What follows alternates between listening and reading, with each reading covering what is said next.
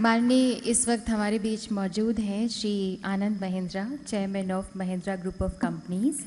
वो भी आपसे कुछ कहना चाहते हैं। आनंद जी की तरफ लाइट नहीं है, अंधेरा दिख रहा है। हाँ। रोशनी आपसे आ रही है प्रधानमंत्री जी। वाह वाह वाह।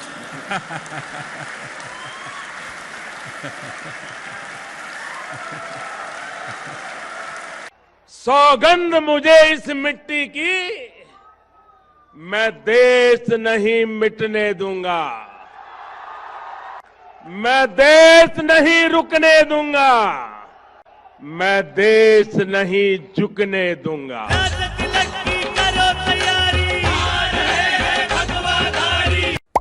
बहनों, हमने पाकिस्तान की सारी हेकड़ी निकाल दी, उसे कटोरा लेकर दुनिया भर में घूमने के लिए मैंने मजबूर कर दिया है दोस्तों। ठीक किया कि नहीं किया? ठीक किया कि नहीं किया? आप खुश हैं? आपके आशीर्वाद है ना? भारत ने पाकिस्तान की धमकी से डरने की नीति को छोड़ दिया। ये ठीक किया ना मैंने? वरना आए दिन हमारे पास न्यूक्लियर बटन है, न्यूक्लियर बटन है, यही कहते थे।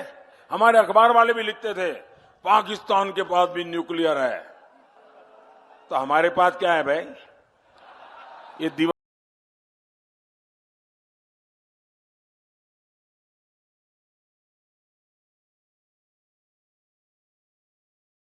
What happened to you? No, if you have some problem, go to the doctor, please. ऐसा मत करिए. Sit down.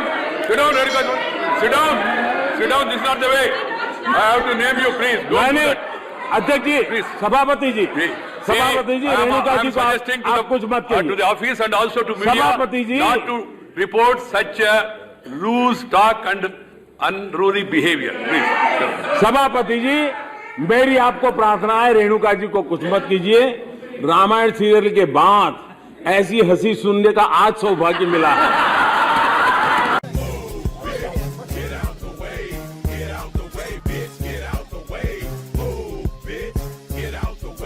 एंड बेसिकली हमारा आइडिया डिसलेक्सिक पीपल पे बेस्ड है। डिसलेक्सिक बच्चे ऐसे बच्चे होते हैं जिनकी लर्निंग और राइटिंग पेस बहुत ज्यादा स्लो होता है, बट उनकी इंटेलिजेंस और क्रिएटिविटी लेवल काफी अच्छा होता है। जैसे कि हम तारे जमीन पर मूवी में दर्शीन रावल का जो भी क्रिएटिविटी लेवल था वो काफी अच्छा था। तो कोई 40-50 साल के बच्चे को भी ये योजना काम आएगी?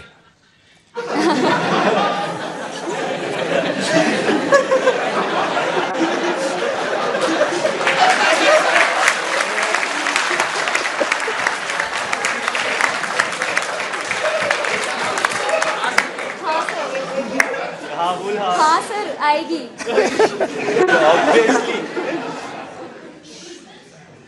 तो सर बेसिकली फिर तो ऐसे बच्चों की माँ बहुत खुश हो जाएगी।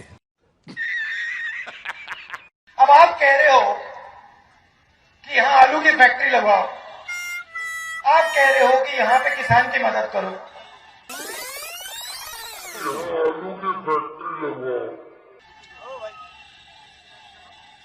अंत में मैं विपक्ष का नेता हूं, मैं दबाव डाल सकता हूं, जो मैं कर रहा हूं, मगर मैं डिसीजन तो नहीं ले सकता ना।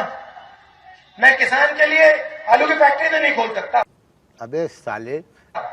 लेकिन भाइयों बहनों, ये कांग्रेस पार्टी में एक ऐसे नेता है जो आपके पास वोट मांगने आए हैं, उनको इतना ज्ञान नहीं है कि आलू खेत में होता है कि आलू फैक्ट्री में होता है।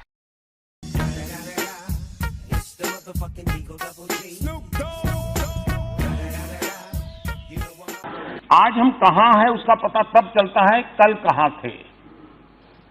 और वो भी ये बात सही है कि जब हमारे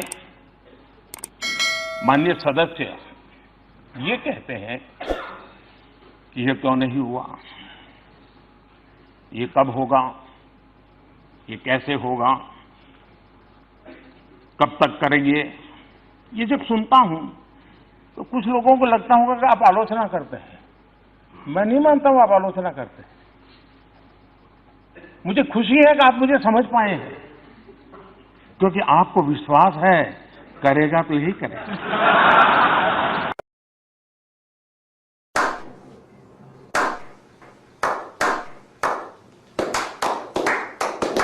मेरा बेटा कक्षा 9वीं का छात्र है।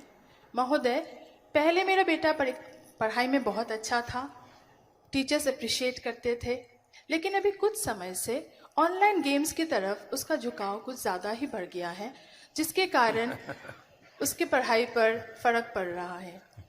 मैंने उसे बहुत समझाने की कोशिश की है, लेकिन मुझे लगता है मैं असफल हूँ।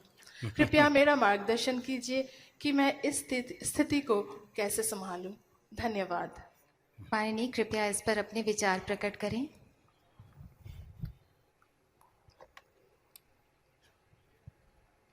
ये पबजी वाला है क्या? ये हिंदुस्तान की सच्चाई है, इसको आप सुन लीजिए और आप देखना। ये जो नरेंद्र मोदी अभी भाषण दे रहा है, मैं आपको बता रहा हूं, 6 महीने बाद, 7-8 महीने बाद ये घर से नहीं निकल पाएगा। हिंदुस्तान के युवा इसको ऐसा डंडा मारेंगे, इसको समझा देंगे कि हिंदुस्तान के युवा को रोजगार देने के बिना ये देश आगे नहीं बढ़ सकता है। मैंने कांग्रेस के एक नेता का कल घोषणा पत्र सुना। उन्होंने घोषणा की है कि 6 महीने में मोदी को डंडे मारेंगे।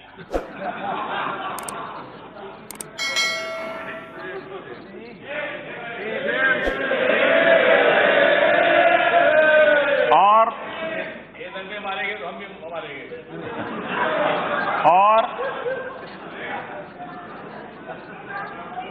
ये बात सही है कि ये काम जरा कठिन है, तो तैयारी के लिए 6 महीने तो लगते ही हैं। तो 6 महीने का समय तो अच्छा है, लेकिन मैं भी 6 महीने में तय किया हूं कि रोज सूर्य नमस्कार की संख्या बढ़ा दूंगा, ताकि अब तक करीब 20 साल से जिस प्रकार की गंदी गालियां सुन रहा हूं और अपने आप को गाली प्रूफ बना दिया है, 6 महीने ऐसे सूर्य नमस्कार करूंगा कि मेरी पीठ को भी हर डंडे झेलने की ताकत वाला बना दूंगा। नाक बंद, खोटा खोटा बात बंद, बनना है तो बाप बन, छोटे थोड़ा शाप बन। 4 जन जब करेंगे तेरी बुराई, तब समझ जाना कि तू बेटा मचा रहा है। आपने समस्या सुलझा दी, घर में घुस के मारा। आखिरकार जब उनको हमने सबूत दिए, बार बार दिए, और जब घटना घटती है तो इतने प्यार से इतनी मीठी बात करते हैं जी। आप भी सोच रहे यार नहीं, पाकिस्तान सुधर गया है। पुलवामा के बाद मैं उनकी बहुत मीठी मीठी बातें मानने को तैयार नहीं था। मैंने कहा भाई आपकी बहुत बातें सुन चुका हूं, आप करते नहीं कुछ। हमारे यहाँ इतने लोगों को मार दिया, आपको हमने सबूत दे दिए, हमने एविडेंस दे दिए, उनकी टेलीफोन दे दिए, सब दे दिया, लेकिन आप कहते हैं हम जांच कर रहे हैं, और 10-10 साल हो गए। तो अगर ठीक है, अब हमारी सेना को जितना आता है वो करते रहेंगे। लेकिन आप भी तो ऐसे काम करते हैं ना। आप पुलवामा हुआ, पाकिस्तान को पता था कि आप कुछ न कुछ तो करने वाले हैं, मोदी खाली तो बैठेगा नहीं, और पाकिस्तान ने पूरी तैयारी की थी उसको रोकने की, तो भी गए और बिना खरोंच हुए वापस आ गए। वो जो गलती हमारे देश में मेरे लिए लोग करते हैं ना, तो वो भी तो पुराने हमारे देश वाले ही हैं। 47 के पहले उनकी आदत भी तो वही है जो हमारी है, और इसलिए वो भी मेरे सामने में यहाँ के लोग जो टीवी पे वगैरह दिखाते हैं उसके आधार पर सोचते हैं, इसलिए गलती हो जाती है। उनको लगा था कि मोदी ने सर्जिकल स्ट्राइक किया था तो इस बार ऐसा कुछ करेगा, तो इसलिए उन्होंने सब वहां पर खड़ा कर दिया, तामझाम पूरा। इवन अफगानिस्तान की बॉर्डर से भी लाकर के यहां रख दिया, इवन बलूचिस्तान में जो है उनको भी लाकर के यहां रख दिया, सारे टैंक लगा दिए, राडार लगा दिए, सब लगा दिए। अब हम बजरंगबली की जय करके ऊपर से चले।